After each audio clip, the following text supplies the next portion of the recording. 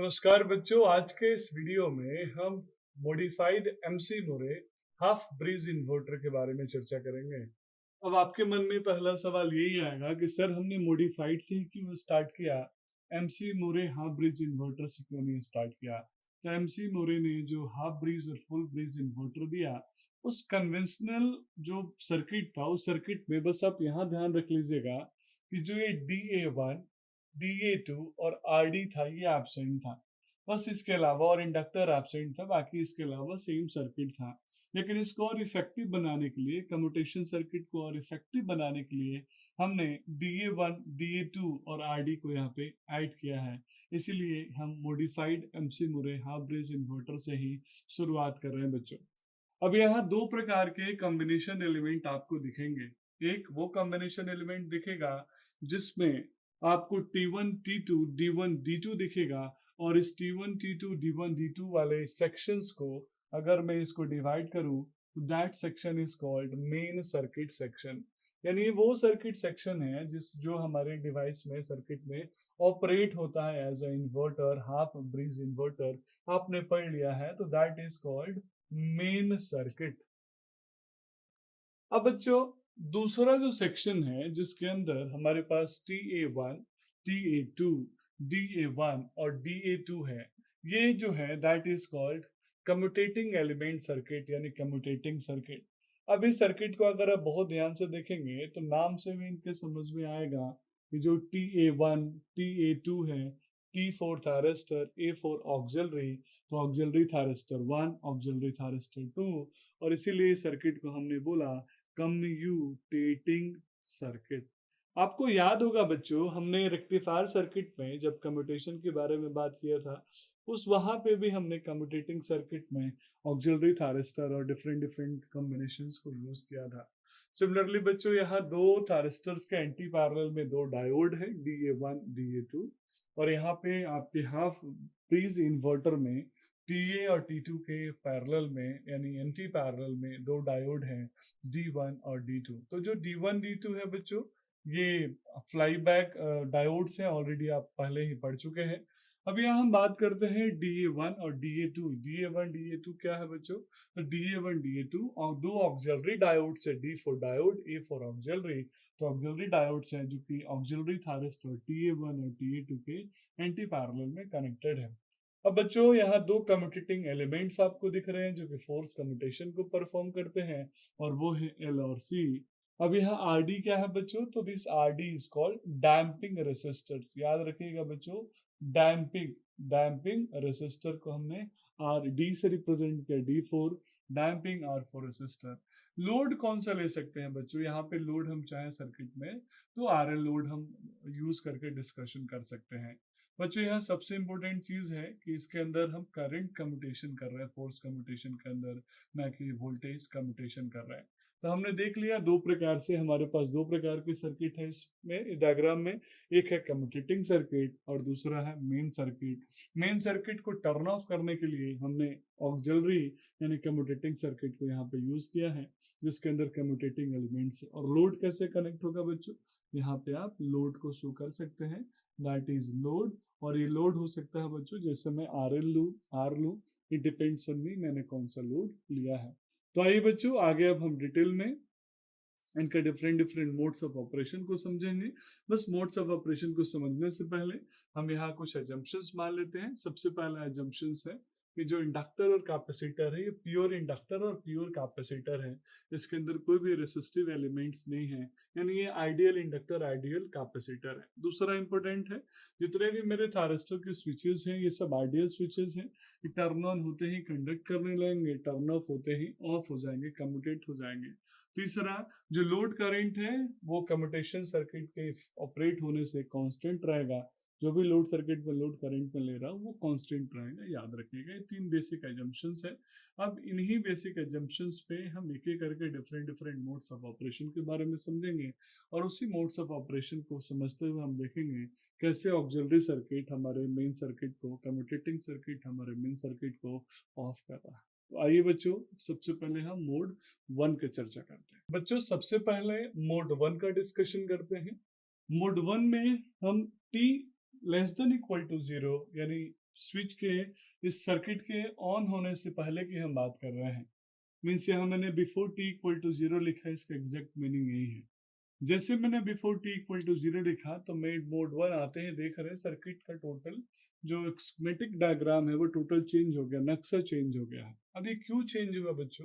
क्योंकि जो devices of थी, जो डिवाइसेस रिवर्स बायस थी, उनको मैंने रिमूव कर दिया। या सिर्फ मैंने उन्हीं एलिमेंट्स को रखा, उन्हीं डिवाइसेस को रखा है जिसके अंदर हमारा ऑपरेशन परफॉर्म होने वाला है। तो मोड 1 में यानी T before T equal to 0 में बच्चों सबसे पहला कंडीशन यहाँ पे डेवलप होगा कि जो T1 है वही कैरी कर रहा है लोड करंट को, और इसीलिए मैं लिख सकता हूँ कि T1 carry load current I not.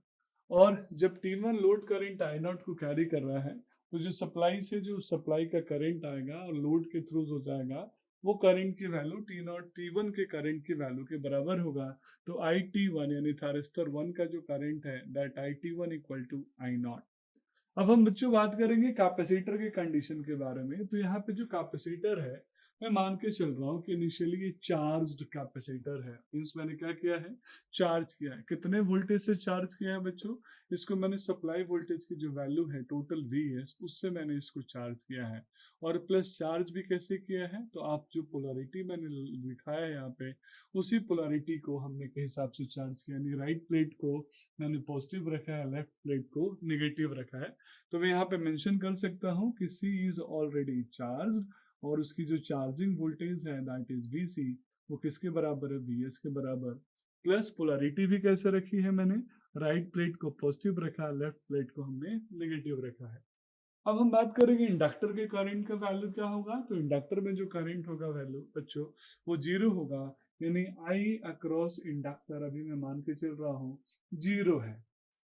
पर हम चर्चा करेंगे बच्चों, जो कैपेसिटर जो चार्ज है क्या उसका कोई इम्पैक्ट है? तो यस, कैपेसिटर चार्ज है तो इसका वोल्टेज अपीयर होगा ऑक्सिलरी थारिस्टर 1 के अक्रॉस। और जब इसका वोल्टेज ऑक्सिलरी थारिस्टर 1 के अक्रॉस अपीयर होगा तो स्वाभाविक है ये इसको इस पोलैरिटी के अकॉर्डिंग फॉरवर्ड बायस में लाने की कोशिश करेगा। और जब ये फॉरवर्ड बायस हो जाएगा तो ट्रिगर करते ही, ट्रिगर पल्स देते ही जो ऑक्सिलरी थारिस्टर है वो कंडक्ट करने लगेगा। तो अभी मेरा मेन थारिस्टर कंडक्ट कर रहा है जिसमें करंट लोड का करंट फ्लो हो रहा है, और मेरा ऑक्सिलरी थारिस्टर फॉरवर्ड बायस है। अब हम नेक्स्ट मोड यानी मोड 2 के तरफ जब बढ़ेंगे तो हम देखेंगे कि टी इक्वल टू 0 पे एग्जैक्टली हो क्या रहा है।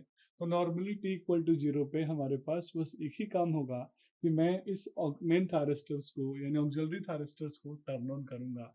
तो आइए इसके बाद हम मोड 2 के बारे में डिटेल में डिस्कस करते हैं। तो बच्चों अब हम मोड 2 की तरफ बढ़ रहे हैं। मोड 2 वो कंडीशन है जिसमें मैं t इक्वल टू 0 मान रहा हूँ। बिफोर t इक्वल टू 0 पे हमने कंडीशन देख लिया कि कैसे I यानी जो थारिस ऑक्सिलरी थारिस्टर 1 था TA1, वो कैपेसिटर के चार्ज होने की वजह से फॉरवर्ड बायस हो गया था। बस वो इंतजार कर रहा था किसका, ट्रिगरिंग का। तो एट t इक्वल टू 0 पे मैंने इसको गेट पल्स दे दिया और ये ट्रिगर्ड हो गया। जैसे ये ट्रिगर्ड हो गया बच्चों, ये कंडक्शन करना स्टार्ट हुआ। इसीलिए मैंने लिख दिया एट t इक्वल टू 0 पे ऑक्सिलरी थारिस्टर 1 ट्रिगर्ड हो गया, टर्न ऑन हो गया। अब जैसे ये टर्न ऑन होगा बच्चों, उस कंडीशन में इसमें एक सर्कुलेटिंग करंट फ्लो होगी, और वो करंट कौन सी होगी, जो कैपेसिटर जिस करंट से चार्ज हुआ होगा वही सर्कुलेटिंग करंट इस पे फ्लो होगी, दैट इज कॉल्ड IC। और IC का डायरेक्शन हम यहाँ पे देख पा रहे होंगे। और इसी वजह से ITA1 मीन्स ऑक्सिलरी थारिस्टर 1 में जो करंट है वो कैपेसिटर के करंट यानी IC के बराबर है। यहाँ मैं स्मॉल IC या कैपिटल IC लिख रहा हूँ, डोंट बी कंफ्यूज्ड। अब यहाँ हम देखते हैं बच्चों, पहले यानी t0 से पहले जब ऑक्सिलरी थारिस्टर ऑफ था तो जो सप्लाई से करंट आ रहा था वही लोड का करंट बन के यानी आई नॉट फ्लो हो रहा था। यानी लोड का जो करंट था वो IT1 मेन थारिस्टर 1 के करंट के बराबर था। लेकिन अब ऐसा नहीं होगा क्योंकि अब कैपेसिटर का करंट भी सर्कुलेट होने लगा है। तो यहाँ पे इस नोड पे आप किरचॉफ्स का करंट लॉ लगाएंगे तो देखेंगे इनकमिंग करंट दो है। कौन कौन से है बच्चों, IT1 एंड IC। और आउटगोइंग करंट एक है दैट इज I0। तो मैं बोल सकता हूँ जो आउटगोइंग करंट है I0 इस नोड से, उसकी वैल्यू IT1 प्लस IC के बराबर है। यानी यहाँ से मैं चाहूँ तो IT1 की वैल्यू निकाल सकता हूँ that is equal to I naught minus I C. ये मैंने क्यों कैलकुलेट किया, ताकि एग्जैक्टली मैं समझ पाऊँ कि कब मेरे मेन थारिस्टर का करंट जीरो होगा और करंट जीरो होने के बाद ही वो ऑफ होगा। तो मेन थारिस्टर के करंट जीरो होने के लिए मैंडेटरी कंडीशन ये है कि लोड करंट और कैपेसिटर का करंट दोनों बराबर हो। तो अभी क्या हो रहा है, करंट जो सर्कुलेट हो रहा है उसके वजह से मेरा कैपेसिटर चार्ज हो रहा है, और कैपेसिटर के चार्ज होने से धीरे धीरे इस कैपेसिटर की करंट की वैल्यू बढ़ते जा रही है। अब कैपेसिटर की करंट की वैल्यू बढ़ते बढ़ते एक ऐसे टाइम आएगा, मैंने मान लिया at T equal to T one, जहाँ पे जो कैपेसिटर का करंट है वो लोड करंट के वैल्यू के बराबर हो जाएगा, यानी आई सी इक्वल टू आई नॉट हो जाएगा। और इन दोनों का डिफरेंस कितना हो जाएगा बच्चों, जीरो। मीन्स मैं मानूंगा उस कंडीशन में आई टी वन यानी ट्रांजिस्टर टी वन के अक्रॉस करंट की वैल्यू जीरो होगी, और मैं आइडियल कैरेक्टरिस्टिक्स मान के ऐसे चल रहा हूँ कि अब उसके करंट की वैल्यू जीरो होते ही वो टर्न ऑफ हो जाएगा। Means T equal to T one यानी अगला जो मोड होगा, मोड थ्री, उसमें थारिस्टर जो टी वन है वो आप अपने आप को कम्यूटेट कर लिया, ऑफ कर लिया। अब आपको समझ में आ गया होगा कि जब हम टी वन के कम्यूटेशन की बात कर रहे थे हाफ या फुल ब्रीज इन्वर्टर के अंदर, वोल्टेज सोर्स इन्वर्टर के अंदर, तो वहां उस कम्यूटेशन का एग्जैक्टली मीनिंग क्या होता था। तो आइए बच्चों at T equal to T one पे हम मोड थर्ड का डिस्कशन करते हैं। तो आइए बच्चों अब हम मोड थ्री को समझते हैं। मोड थ्री कब अराइज होगा, जब मेरा जो मेन थारिस्टर टी वन था वो ऑफ हो गया। Main thyristor T one of होने के स्टेज में कब आया, वो मोड टू के एंड फेज में हमने देखा था, जब आईसी की वैल्यू यानी कैपेसिटर के करंट की वैल्यू लोड करंट की वैल्यू के बराबर हो गई। तो हमने देखा था मैथमेटिकली कैसे थारिस्टर टी1 के अक्रॉस जो करंट था वो जीरो था, और इसलिए थारिस्टर ऑफ हो गया। लेकिन ध्यान रखिएगा थारिस्टर टी1 ऑफ तब होगा जब जो कम्यूटेशन टाइम है, जो सर्किट का टर्न ऑफ टाइम है, कम्यूटेशन टाइम है, वो इस रिलेशन को फुलफिल करेगा। इसके बारे में ऑलरेडी हम थारिस्टर के कम्यूटेशन में डिस्कस कर चुके हैं। बच्चों जैसे ही थारिस्टर T1 ऑफ होगा, उसी के एंटी पैरेलल में जो D1 कंडक्ट कर रहा है, जो D1 कनेक्टेड है, वो उसको टर्न ऑन कर देगा। मींस अब जो करंट फ्लो होगा सर्किट में वो इस डायोड D1 के अक्रॉस फ्लो होगा। अब यहाँ पे एक नोड आप लगा के देख सकते हैं कि जब T1 की वैल्यू ऑफ, जब T1 ऑफ हो गया तो आई T1 की वैल्यू जीरो हो गई। और उस कंडीशन में बच्चों यहाँ पे आप एक नोड का इक्वेशन लगा के देख सकते हैं कि कैसे करंट की वैल्यू हम एनालाइज करेंगे। तो अब यहाँ पे आप देखेंगे जो कैपेसिटर का करंट आया IC, और यहाँ से डायोड का करंट जा रहा है ID, और यहाँ से लोड करंट जा रहा है I नॉट। तो एट नोड बी पे अगर हम किरचॉफ्स का करंट लॉ लगाएंगे तो आपको दिखेगा इनकमिंग करंट एक ही है, that is equal to IC, और आउटगोइंग करंट दो है, ID प्लस का I नॉट। तो ये मैथमेटिकल रिलेशन आप याद रखिएगा। अब बच्चों धीरे धीरे कैपेसिटर भी जो चार्ज हुआ था अब अपनी वैल्यूज को बढ़ाते बढ़ाते एक टाइम ऐसा आएगा वो पीक वैल्यू पे जाएगा। तो उस कैपेसिटर की पीक वैल्यू ऑफ करंट को हमने नाम दे दिया ICP। तो जैसे ही कैपेसिटर अपने पीक वैल्यू ऑफ करंट को इस मोड में अचीव कर लेगा, स्वाभाविक है कैपेसिटर अब क्या करेगा, अपने आप को रिवर्स डायरेक्शन में, यानी वोल्टेज जो इसका क्रॉस होगा वो चेंज हो जाएगा उसकी पोलैरिटी, और अभी अपने आप को रिवर्स डायरेक्शन में डिस्चार्ज करना स्टार्ट करेगा, मूव करना स्टार्ट करेगा। तो इसके बाद फिर से हम मोड फोर में डिस्कस करेंगे कि कैसे at T equal to T two पे मोड फोर अराइज हो रहा है, और कैसे कैपेसिटर यानी कम्यूटेटिंग एलिमेंट अब अपने आप को डिस्चार्ज कर रहे हैं, और उस कंडीशन में इंडक्टर कैसे अपना इम्पैक्ट यानी रोल लेके आ रहा है। तो बच्चों अब हम मोड फोर का डिस्कशन कर रहे हैं। नॉर्मली जो मोड फोर अराइज होगा वो अराइज होगा बच्चों at T equal to T two पे। जैसे ही T equal to T two पे हम पहुंचे तो यहाँ दो चीज हम देखेंगे। सबसे पहला D1 जो है, जो अभी तक कंडक्ट कर रहा था, और हमने यहाँ किरचॉफ्स के करंट लॉ लगा के हमने कंडीशन देखा था, तो D1 T1 की तरफ फिर से अपने करंट को जीरो कर लेगा, और D1 की जो वैल्यू होगी वो D1 जो होगा वो अब रिवर्स बैस हो जाएगा। तो मैं लिख सकता हूँ कि ID की वैल्यू जीरो हो जाएगी। अब बच्चों धीरे धीरे आप देखेंगे कि T1 ऑफ हो गया, D1 ऑफ हो गया, रिवर्स बायस हो गया। तो अब जो कैपेसिटर का करंट है वो डायरेक्ट लोड में जा रहा है, तो मैं यहाँ पे बोल सकता हूँ IC की वैल्यू I नॉट के बराबर हो गई। अब धीरे धीरे एक ऐसा सिचुएशन अराइज होगा बच्चों चूंकि कैपेसिटर आपने देखा होगा यहाँ पे पोलैरिटी अपना चेंज कर चुका था। मोड 4 में जब हम आए थे तो उसकी पोलैरिटी चेंज हो गई थी। जो प्लस माइनस था बच्चों वो अब माइनस प्लस हो गया था। और पोलैरिटी चेंज होने की वजह से अब एक टाइम ऐसा आएगा बच्चों जब कैपेसिटर फिर से लिनियरली चार्ज होगा। और चार्ज होते होते eight T equal to T3 पे एक कंडीशन ऐसा अराइज होगा जिसमें कैपेसिटर का क्रॉस जो वोल्टेज है VC ये स्लाइटली ही थोड़ा ही ज्यादा होगा किससे VS से। और जैसे ही ये थोड़ा ज्यादा होगा स्वाभाविक ही अपने इम्पैक्ट शो करेगा और पोलैरिटीज की चेंज है। तो जो D2 डायोड था मेरा T2 के एंटी पैरेलल में कनेक्टेड वो D2 डायोड जो अभी तक रिवर्स बायस था इसके वजह से क्योंकि जैसे इसने पोलैरिटी चेंज की ये फॉरवर्ड बायस से रिवर्स बायस हो गया। जैसे ये पोलैरिटी चेंज करेगा D2 अब क्या हो जाएगा बच्चों जब इसकी वैल्यू ज्यादा होगी तो D2 क्या हो जाएगा फॉरवर्ड बायस यानी कंडक्ट करना स्टार्ट हो जाएगा। तो मोड 4 में आप देखेंगे कि कैसे D2 यहाँ पे कंडक्ट कर रहा है। T1 ऑफ है, D1 ऑफ है और कैसे यहाँ पे ऑक्सिलरी थारिस्टर अब अपना इम्पैक्ट शो करेगा और D2 के कंडक्ट करने ही कैसे D2 में करंट फ्लो होना स्टार्ट होगा। तो आइए अब हम इसको डिटेल में मोड 5 में समझते हैं। तो आइए बच्चों अब हम मोड 5 को समझते हैं। जब हम मोड 5 का चर्चा करेंगे बच्चों तो उस कंडीशन में मैंने जो टाइम ले लिया that is T equal to T3। तो जैसा कि हमने मोड 4 में ही डिस्कस कर लिया था T इक्वल टू T3 पे हो क्या रहा है। जो कैपेसिटर का इम्पैक्ट है यानी जो VC की value slightly greater than VS थी जिसकी वजह से जो डायोड D2 था अब ये कंडक्ट करने लगेगा। यानी D2 के कंडक्ट करते ही बच्चों होगा क्या इस नोड पे आप करंट देखेंगे इनकमिंग करंट की वैल्यू IC है तो IC is equal to outgoing current. यहाँ ID2 भी इनकमिंग करंट है इस नोड पे किरचॉफ्स का करंट लॉ लगाने जा रहे हैं। तो IC प्लस का ID2 is equal to outgoing current एक है I0। तो यहाँ से मैं लिख सकता हूँ I0 equal to IC plus ID2। यानी अब जो लोड में करंट जो फ्लो होगा I0 that will be equal to IC plus ID2।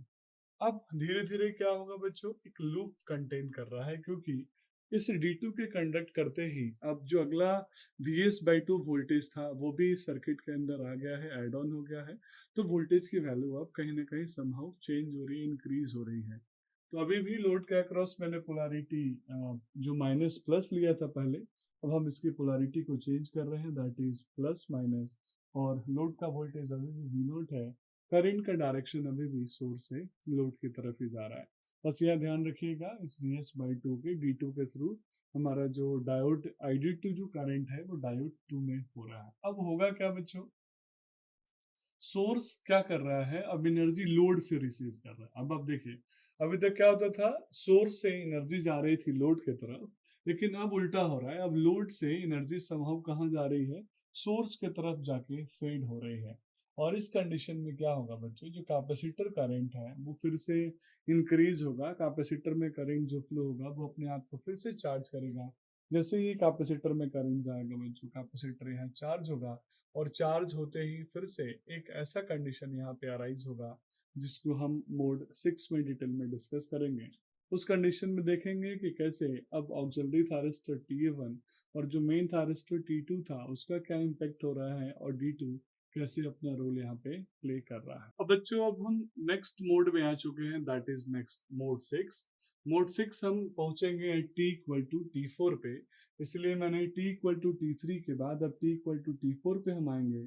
T equal to T3 condition में हमने देखा था बच्चों कि कैसे हमारा जो D2 था रेजिस्टर्स था वो कंडक्ट कर रहा था और धीरे धीरे जो कैपेसिटर था वो अपनी ओवर चार्ज होने की वजह से वो अपनी पोलैरिटी को चेंज कर रहा है और पोलैरिटी चेंज होने के साथ साथ उसका डायरेक्शन ऑफ करंट भी अब चेंज हो रहा है। तो अभी जो करंट जो फ्लो हो रहा था लोड की तरफ अब जस्ट उसके अपोजिट हो गया। डायरेक्शन ऑफ करंट अपोजिट होने के साथ साथ मेरा जो ऑक्सिलरी थारिस्टर 1 था अब ये ऑफ हो गया कम्यूटेट हो गया।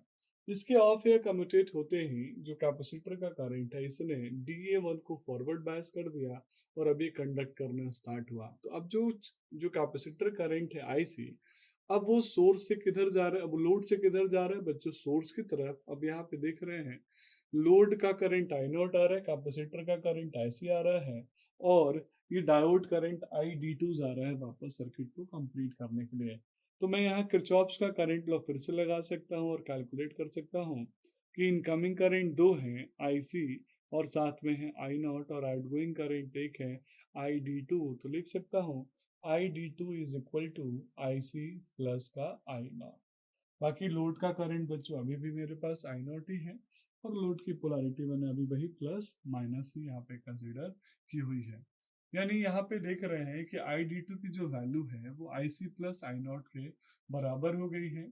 अब हम अगले मोड में जब आएंगे टाइम ऐसा आएगा जब कैपेसिटर अपने आप को कम्प्लीटली डिस्चार्ज कर देगा, यानी T इक्वल टू T5 में हम देखेंगे बच्चों कि कैसे कैपेसिटर अपने आप को कंप्लीट डिस्चार्ज कर रहा है। तो उसकी आईसी की वैल्यू हो जाएगी 0 और जैसे ही आईसी की वैल्यू 0 हो जाएगी, जो कैपेसिटर का अक्रॉस वोल्टेज होगा अब वो नेगेटिव पोलैरिटी होगा सप्लाई वोल्टेज का, तो VC इक्वल टू हो जाएगा माइनस का VS।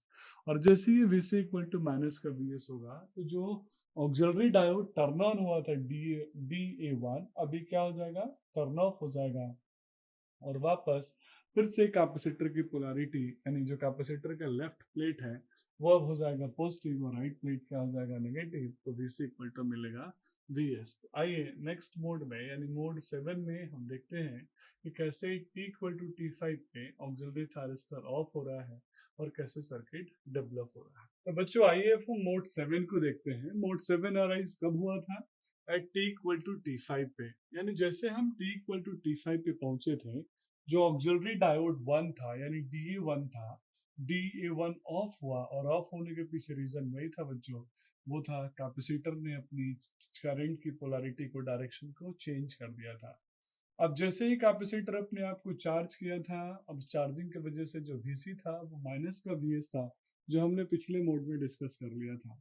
अब उस कंडीशन में क्या होगा बच्चों, जो I0 करंट है वो अब कंटिन्यूअस फ्लो करेगा। कहाँ से फ्लो करेगा, वो कंटिन्यूअस फ्लो करेगा सोर्स से डायोड D2 के थ्रू और अब उसके थ्रू वो लोड में जाएगा। तो आप यहाँ पे देख पा रहे होंगे कैपेसिटर का जो करंट है IC वो हो गया 0 और जो लोड करंट है वो ID2 के थ्रू जा रहा है, तो ID2 की वैल्यू हो गई I0 के बराबर, क्योंकि अभी कंप्लीट सीरीज सर्किट यहाँ पे बन रहा है और धीरे धीरे ये कंडक्शन स्टार्ट होगा। इस कंडक्शन के साथ साथ बच्चों एक और चीज आएगा, वो आएगा लोड इंडक्टेंस।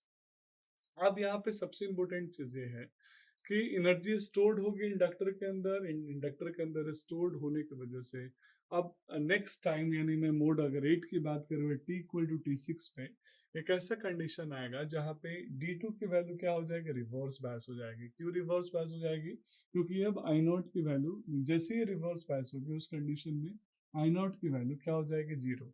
जैसे ही मैं इसको उल्टा भी बोल सकता हूँ, जब I0 की वैल्यू रिड्यूस टू 0 हो गई, लोड करंट की वैल्यू रिड्यूस टू 0 हो गई, मैं मान लेता हूँ eight T equal to T6 पे, उस कंडीशन में D2 मेरा हो जाएगा रिवर्स बायस। और जैसे ही बच्चों रिवर्स बायस होगा, ऑफ होगा, आपको याद होगा इसके जस्ट एंटी पैरेलल में कनेक्टेड था थायरिस्टर T2। तो थायरिस्टर T2 यहाँ से क्या होगा, कंडक्ट करना स्टार्ट होगा। तो उस मोड को हम बोल सकते हैं दैट इज मोड 8। आप चाहें तो इस मोड 7 में भी इसको डिस्कस कर सकते हैं। तो यहाँ पे जो थायरिस्टर T2 था वो कंडक्ट करना स्टार्ट होगा। मैं मान लेता हूँ T इक्वल टू T6 पे थायरिस्टर T2 ऑन हो गया, मीन्स T2 गेट ऑन और यहाँ पे जो D2 था वो गेट ऑफ। और ऑफ होने के पीछे रीजन क्या था बच्चों, वो था I0 की वैल्यू क्या हो गई थी, अप्रोक्सीमेटली 0 हो गई थी। और 0 होने के पीछे रीजन हम समझ ही सकते हैं क्या था। मीन्स अब जो कंडक्शन होगा वो कैसे होगा, सप्लाई वोल्टेज से हमारे पास थायरिस्टर है और थायरिस्टर से वापस हमारे पास लोड है। लेकिन अब यहाँ चेंज क्या हो जाएगा, ये हो जाएगा जो वोल्टेज और करंट की जो डायरेक्शन है, पोलैरिटी है। तो आप देख सकते हैं कि कैसे इस MC मोरे मॉडिफाइड MC मोरे सर्किट में हमने किया क्या एग्जैक्टली, हमने यहाँ पे T1 थायरिस्टर को अभी तक कम्यूटेट किया और जैसे हमने T1 थायरिस्टर को कम्यूटेट किया 7 स्टेजेस में बच्चों, वैसे ही एज पर नीड हम T2 थायरिस्टर्स को भी कम्यूटेट करते हैं। तो अभी हमने MC मोरे सर्किट में बहुत सारे मोड्स ऑफ ऑपरेशन देखे जिसकी ज़रूरत हमें आगे आने वाले जो भी सब्जेक्टिव एग्जाम होते हैं वहाँ ये पढ़ता ही है। साथ में जो भी न्यूमेरिकल एनालिसिस हम करते हैं वहाँ पे भी हमें इसके मैथमेटिकल एनालिसिस का डिस्कशन करना होता है। तो यहाँ पे बहुत सिंपल तरीके से अब ID की वैल्यू 0 हो गई है और आई नॉट करंट फ्लो हो रहा है, और करंट फ्लो का जो सीरीज है वो ये सिंपल सा है। तो T2 यहाँ पे टर्न ऑन हो गया, T1 कम्यूटेट हो गया, और इसको कम्यूटेट करने वाले जितने भी ऑक्सिलरी सर्किट थे वो भी कम्यूटेट हो गया। सिमिलरली बच्चों, T2 को कम्यूटेट करने के लिए ऑक्सिलरी थायरिस्टर यानी TA2 आएगा, उसको फिर से कम्यूटेट करने के लिए मेरे पास DA2 आएगा, और सेम यही प्रोसेस आगे भी कंटिन्यूअस चलता रहेगा। तो आई होप आपने इस मॉडिफाइड एमसी मुरे वोल्टेज सोर्स इन्वर्टर का बेसिक प्रिंसिपल समझ लिया होगा। अब आइए थोड़ा सा इसके वेवफॉर्म के बारे में भी डिस्कस कर लेते हैं। तो आइए बच्चों, अब इस एमसी मुरे मॉडिफाइड एमसी मुरे वोल्टेज सोर्स इन्वर्टर का नॉर्मली यहाँ पे हम वेवफॉर्म एनालिसिस करेंगे। ये हाफ वेव पीएसआई है, आप ऑलरेडी पहले से जानते हैं। तो फिर से एक रिकैप होगा यहाँ पे, कैसे हम देखेंगे कि t इक्वल टू 0 से पहले means before t equal to 0 पे जो मेरा मोड 1 था, उस मोड 1 में हमने देखा था जो लोड करेंट था वो आई नॉट की वैल्यू मुझे कांस्टेंट मिल रही थी। तो मैंने ये जो वेवफॉर्म ड्रॉ किया है that is the value of I naught. अब बच्चों, इस मोड 1 में यानी T before T equal to 0 में हम देख रहे थे कैसे वहां पे जो कैपेसिटर का वोल्टेज था, जो कैपेसिटर पहले से चार्ज था, हम चार्ज किए थे बिफोर टी इक्वल टू 0 पे, तो वीसी की वैल्यू किसके बराबर हो गई थी, वीएस के बराबर। यानी कैपेसिटर सप्लाई वोल्टेज की वैल्यू से चार्ज कर लिया था अपने आप को। अब हम यहाँ पे देखेंगे, जैसे ही हम मोड 1 पे यानी t इक्वल टू 0 पे हम पहुंचे थे बच्चों, मोड 1 जहाँ पे एंड हुआ था, मोड 2 जहाँ से शुरू हुआ था, वहाँ पे जो ऑक्सिलरी थारिस्टर 1 था यानी TA1 था, उसको मैंने ट्रिगर किया था, फायर किया था, क्योंकि मोड 1 में मेरा जो T1 थारिस्टर था वो तो कंडक्टिंग मोड में था। लेकिन जैसे ही कैपेसिटर चार्ज हुआ तो उसने अपने वोल्टेज को इस ऑक्सिलरी थारिस्टर के अक्रॉस अपीयर कराया था, आपको याद आ रहा होगा। इसीलिए यहाँ पे ट्रिगर करते ही ये कंडक्ट करना स्टार्ट हुआ, और जब ये कंडक्ट करना स्टार्ट होगा तो उस कंडीशन में हम देखेंगे कैपेसिटर अब अपने आप को चार्ज करेगा। तो कैपेसिटर की चार्जिंग करंट की वैल्यू कैसे बढ़ रही है, धीरे धीरे बढ़ रही है। जैसे ही हम T1 पे पहुंचे तो जो कैपेसिटर की चार्जिंग करंट की वैल्यू है यहाँ तक तो उसकी वैल्यू आई नॉट की वैल्यू से, लोड करंट की वैल्यू से कम थी। लेकिन जैसे हम यहाँ तक से ऊपर जा रहे हैं, T1 से आगे जा रहे हैं, तो यहाँ से हम देख रहे हैं आईसी की value greater than I naught हो रही है। आईसी की value greater than I naught होने की वजह से जो अब मेरा मेन थारिस्टर T1 था बच्चों, वो हो गया था ऑफ, और उसके अक्रॉस जो एंटी पैरेलल में डायोड कनेक्टेड था D1, वो हो गया था ऑन। अब यहाँ से मेन स्टोरी स्टार्ट होगी बच्चों। मोड 2 में हमने D1 को ऑन कर लिया, मोड 3 के स्टार्ट होते ही T1 ऑफ हो गया, D1 ऑन हो गया, और मोड 3 में हम देखेंगे T1 से T2 तक का जो रीजन था उसमें कैपेसिटर अपने मैक्सिमम करंट को अचीव किया था, और उसको मैंने बोला था ICP, peak value of capacitor current, यानी पीक करंट ऑफ कैपेसिटर। यहाँ पी को रिप्रेजेंट कर रहा है, बहुत से बच्चे कंफ्यूज हो जाते हैं। तो आईसीपी जो मैक्सिमम करंट जो कैपेसिटर का बच्चों यहाँ पे अपियर हुआ, उसके बाद कैपेसिटर अपने आप को धीरे धीरे डिक्रीज डिस्चार्ज कर रहा है। तो जैसे ही हम T2 पे पहुंचे तो D1 की वैल्यू ऑफ हो गई थी, यानी D1 रिवर्स बायस हो गया था, वो ऑफ हो गया था, क्योंकि फिर से वापस इस कंडीशन पे T जो IC की वैल्यू थी वो आई नॉट के बराबर हो गई थी। यहाँ दो केसेस में हमने देखा था, यहाँ पे ऑन हुआ था क्योंकि आईसी की वैल्यू यहाँ पे आई नॉट के बराबर थी, और यहाँ पे ये ऑफ हो गया, रिवर्स बायस में चला गया। अब हम मोड 4 पे पहुंचते हैं बच्चों। जैसे ही हम मोड 4 पे t इक्वल टू T2 से आगे बढ़ रहे हैं मोड 4 में, तो हम देख रहे हैं जो D1 ऑफ हुआ था उस ड्यूरेशन में आई नॉट की वैल्यू, जो कि D2 को ऑन कराया था मैंने, उस कंडीशन में आई नॉट और आईसी की वैल्यू सेम चल रही थी D1 के ऑफ होते ही।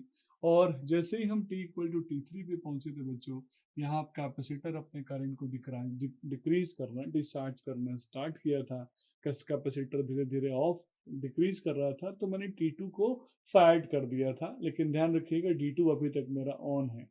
अब जैसे ही कैपेसिटर का करंट जो अप्रोक्सीमेटली 0 पहुंचा, उस कंडीशन में देखा था मैंने ऑक्सिलरी थारिस्टर जो कि फॉरवर्ड बायस होकर ऑन हुआ था, कैपेसिटर की वजह से अब वो कैपेसिटर के करंट 0 होने की वजह से ऑफ हो गया, और उसके ऑफ होते ही उसके एंटी पैरेलल में जो डायोड लगा था ऑक्सिलरी DA1, वो ऑन हो गया था।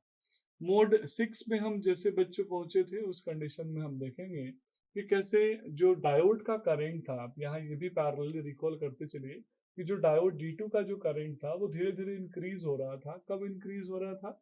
T इक्वल टू T3 से लेके, और वो अपने मैक्सिमा पे गया था T इक्वल टू T5 पे, और उसके बाद वो भी डिक्रीज होना स्टार्ट हुआ। तो आप यहाँ पे देखेंगे जैसे ही मैं मोड 7 पे आया हूँ तो जो ऑक्सिलरी थायरिस्टर है वो ऑफ हो गया, और यहाँ पे D2 की वैल्यू भी ऑफ हो गई जब मेरा लोड करंट का वैल्यू क्या हो गया? जीरो। आई नॉट की वैल्यू जैसे डिक्रीज होते होते जीरो हुई थी, हमने देखा था कैसे D2 ऑफ हो गया था, और उसी कंडीशन में मैंने T2 को जो फायर किया था वो ऑन हो जाएगा, कंडक्ट करना स्टार्ट करेगा।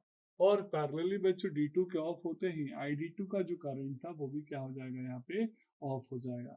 तो अब हम वोल्टेज के रिस्पेक्ट में अगर इसको देखें तो स्टार्टिंग में कैपेसिटर का जो वोल्टेज था वो सप्लाई वोल्टेज के बराबर था। फिर मोड 2 तक वो कांस्टेंट रहा, मोड 2 से डिक्रीज होते गया, फिर जीरो के बाद उसने पोलैरिटी चेंज कर ली, फिर वो मैक्सिमा को अचीव किया, और वापस फिर से मोड 7 में यानी T इक्वल टू T5 से T6 के बीच में वो नेगेटिव पोलैरिटी, यानी वोल्टेज तो अभी भी VS रहा लेकिन पोलैरिटी क्या हो गई? अब नेगेटिव हो गई। तो ये एक टोटल कम्यूटेशन इंटरवल की अगर मैं बात करूं तो यहाँ T इक्वल टू 0 से लेके T इक्वल टू जो मेरा T6 का जो T5 का रीजन है बच्चों, यहाँ तक मैं मान के चल रहा हूँ जो टोटल कम्यूटेशन टाइम है, क्योंकि इसके बाद तो मैंने T2 को क्या कर लिया है? ऑन कर लिया है। तो टोटल कम्यूटेशन इंटरवल मेरा 0 से T इक्वल टू 0 से लेके T इक्वल टू T5 तक है। तो आई होप आपको मॉडिफाइड एमसी मोरे हाफ वेव इन्वर्टर बहुत अच्छे से समझ में आया होगा। अगर आपने ये समझ लिया तो फुल वेव में आपको कॉम्प्लेक्सिटी नहीं होगी, फुल वेव आसानी से आप समझ सकते हैं, साथ में बेड फूड को भी समझने में आपको डिफिकल्टी नहीं होगी। This is all about this video, thank you so much.